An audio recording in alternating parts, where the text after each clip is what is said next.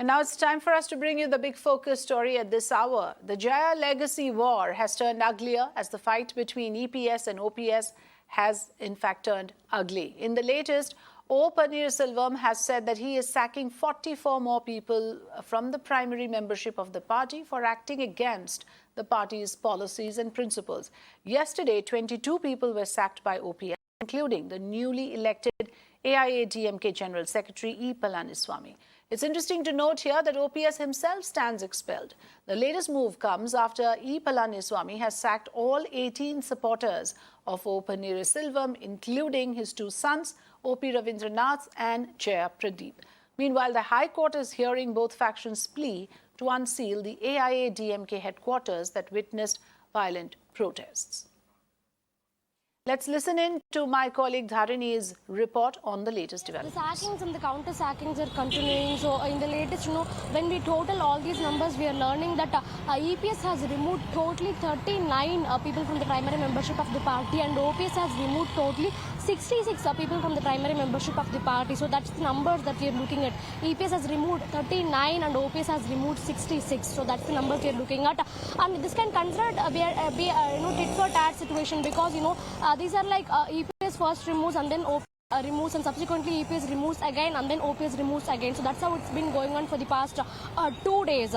But what the bigger question here is whether both of these sackings are legal or not, or valid or not. So that's the bigger question that's standing in front of us. But considering that during the General Council meeting, most of the General Council members, they supported EPS, and he was also appointed as the party's interim General Secretary. So keeping that particular thing in mind, for now we can very safely say that whatever the statement that EPS is putting out, whatever the removal that EPS is announcing, that can considered be 75% should be considered as a valid one.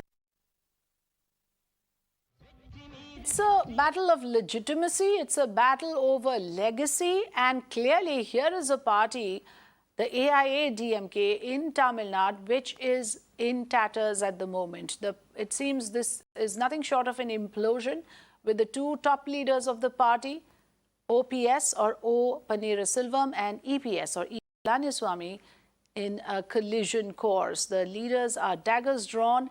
Their supporters, in fact, backing them at the moment, but who really has the legitimacy? It is somewhere in a way similar to what has happened with the Shiv Sena, with each side claiming that they are the legitimate side and the other side does not have a right to expel them. Both leaders, therefore, have on their part expelled the other.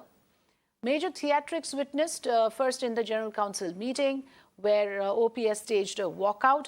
And following that also, there were protests outside the AIADMK headquarters, owing to which the headquarters had to be sealed.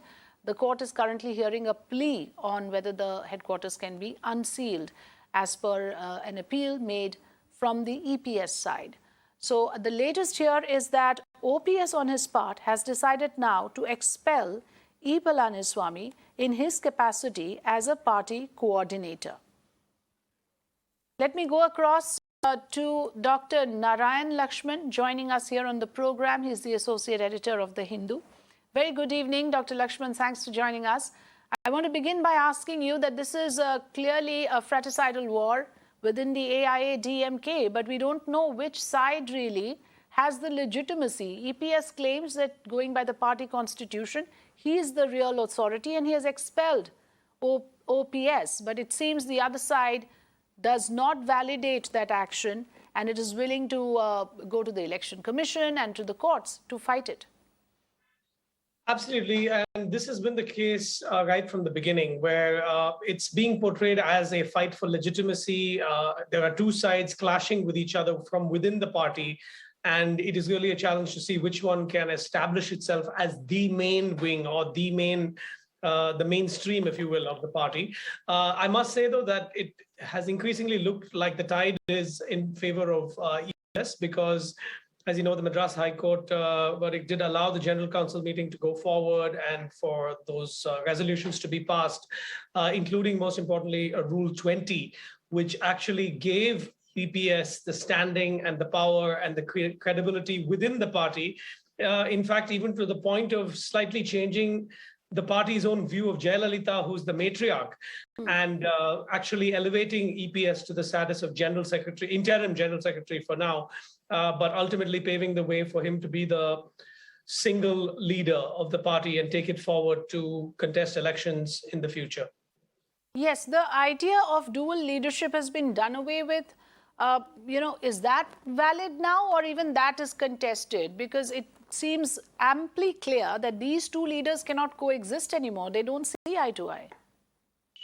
Absolutely. I think this conflict between the two leaders has been brewing for some time now, as you're aware. And it was always going to be a problem in the sense you're basically having two people do one person's job. And the reason that such an odd or awkward arrangement was put in place in the first place was because obviously the AIADMK won the state assembly election while Jayalalitha was still alive, and then her health started declining and she passed away. And to allow the party to lose its grip on power would mean to completely lose out on the spoils of being in the government. And therefore, they had to find a working arrangement with two powerful leaders within the party from different castes representing different regions of Tamil Nadu, but yet some kind of almost like a seat sharing arrangement. It's a leadership sharing arrangement. And that was unviable from the get-go, but it held because they were in power. Now that they are in the opposition, it is much more easy, and the stakes of challenging that duality were much higher. And that is why we've seen this fallout happen right. But Mr. OPS doesn't seem to be going anywhere in a hurry. He refuses to budge. He says, I'm a legitimate member of the party and EPS does not have the authority to expel me. But I want to understand in the larger context, what would happen in the political landscape of Tamil Nadu if a party like AIADMK, clearly in tatters at the moment, who would get the advantage? Look, I think it's definitely going to be EPS because he has played his hand very carefully. For almost 4 years that they were in power, he demonstrated that he was able to hold the party together. Now, he was certainly not a leader of the stature of Jayalalitha or even MGR before her. The personal charisma, the leadership qualities to hold all the cadres across the state together without any dissent. But instead, he proved his credentials through actually governing and by delivering on policy promises and by bettering the state of the people of Tamil Nadu. And I think in that regard, a lot of his own party men and women started feeling greater confidence that while he No, that is within the party. What I meant to ask you is in the overall context where you have the other political players, the DMK and the BJP wanting a foot in, this kind of a division, because clearly OPS also would claim that he has his clout. So if he kind of breaks away, how does that impact the party and its prospects in Tamil Nadu? Look, I think there is a very real threat to the party from external forces, which would now include Mr. OPS, because Mr. OPS enjoys great personal chemistry with Prime Minister Narendra Modi and was seen as the bridge between the AIADMK and the BJP while the AIADMK was in power. Yes. And there is no reason to believe that he would not use such a resource and this closeness to the BJP to leverage against the EPS wing of the AIADMK. And as we've seen in the past, there have been IT and Enforcement Directorate raids on AIADMK members' properties. There have been lawsuits filed, as Mr. OPS is doing within his rights.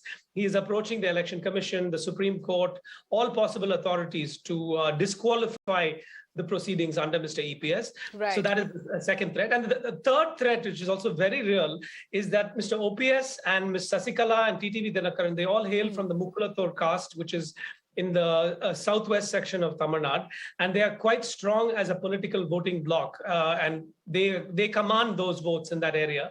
And so if they combine and get together and contest elections in whatever shape or form, that will also be a serious threat to the AIADMK, which will have to find other ways to connect with those voters. Yes, absolutely. Thanks for joining us, Dr. Lakshman. Thank you for giving us clear perspectives on the recent developments.